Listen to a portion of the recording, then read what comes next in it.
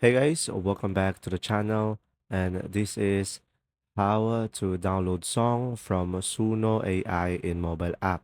So first thing that you will do is simply go to the Google Play Store into your device and tap the search icon at the bottom and search for Suno AI and make sure to download this application into your device.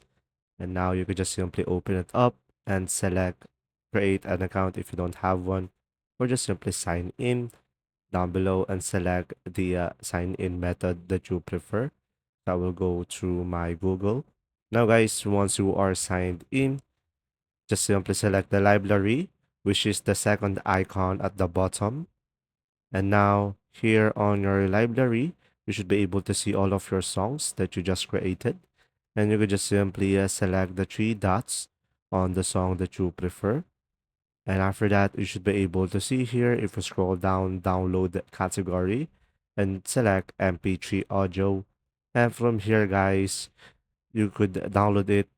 And after that, you could just simply wait for it to load up. And from there, guys, you should be able to download it and you could just simply open it up and you will have a copy of your audio.